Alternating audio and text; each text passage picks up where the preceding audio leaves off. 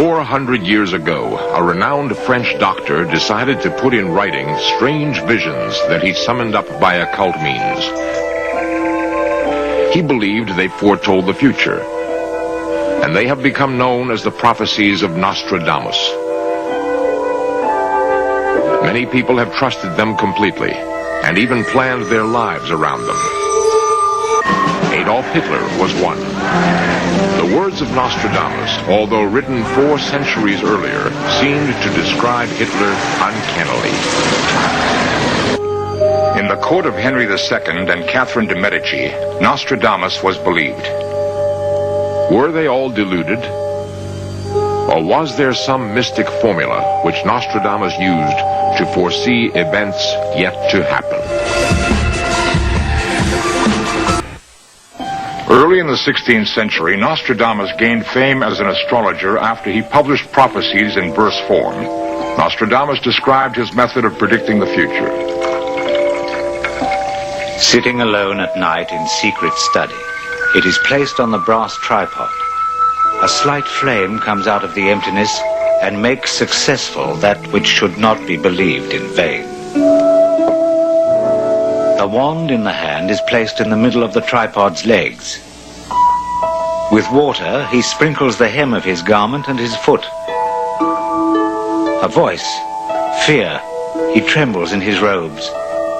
Divine splendor, the god sits nearby.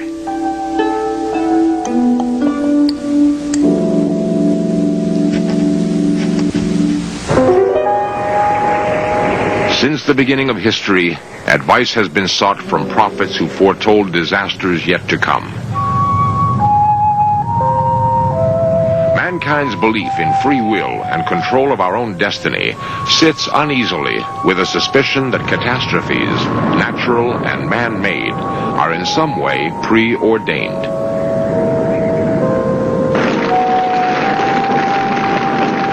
Nostradamus himself believed that his predictions were of fates that could be avoided, destinies that could be changed.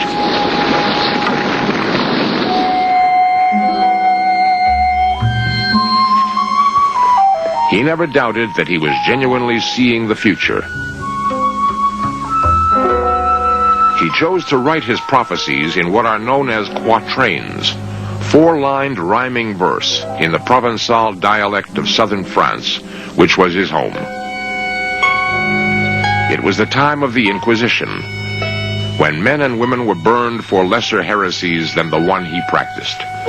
So he deliberately disguised and confused the quatrains, using anagrams, Latin and Greek. Specific dates are rare. Even so, his verses evoke vivid images of calamities on earth. At sunrise, a great fire will be seen, noise and light extending towards the north. Within the globe, death and cries are heard, death awaiting them through weapons, fire and famine.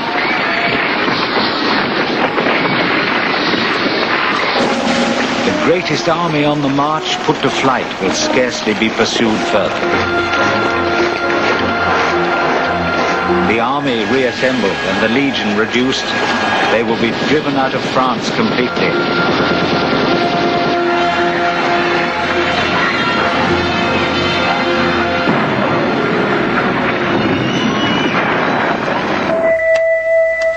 He organized his quatrains in groups of 100 called centuries. Nearly 1,000 predictions have come down to us. His fame spread with extraordinary speed after publication of the first volume in 1555. At the court of Henry II and Catherine de' Medici, they were read avidly. One was of particular interest because it was thought to predict the manner of the king's death. The young lion will overcome the older one in a field of combat in a single fight. He will pierce his eyes in their golden cage. 2 wounds in one, then he dies a cruel death. An Italian prophet had already warned Henry II that both the beginning and end of his reign would be marked by a duel. The first duel had been fought without injury, and now it was thought that the king's jousting days were over. But the occasion of a double royal wedding of his sister and his daughter to foreign nobility proved too much of a temptation.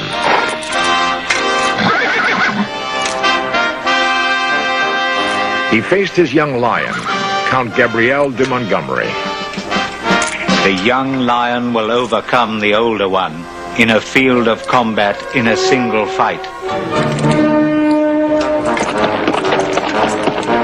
The king wore a protective visor, according to contemporary accounts, made of gold.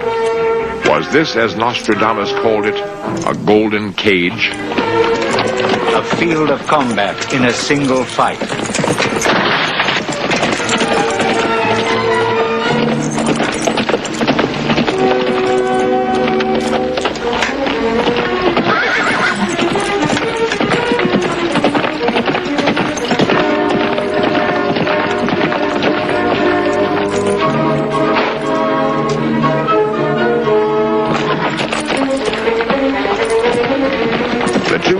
Raced towards each other.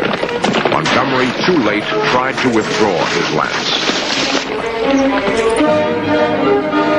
The lance splintered, fragments driving up under the protective gold visor.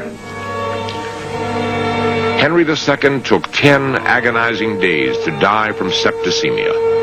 It seemed such a striking confirmation of Nostradamus' prediction that Catherine de' Medici made him médecin du roi, a doctor and soothsayer by royal appointment.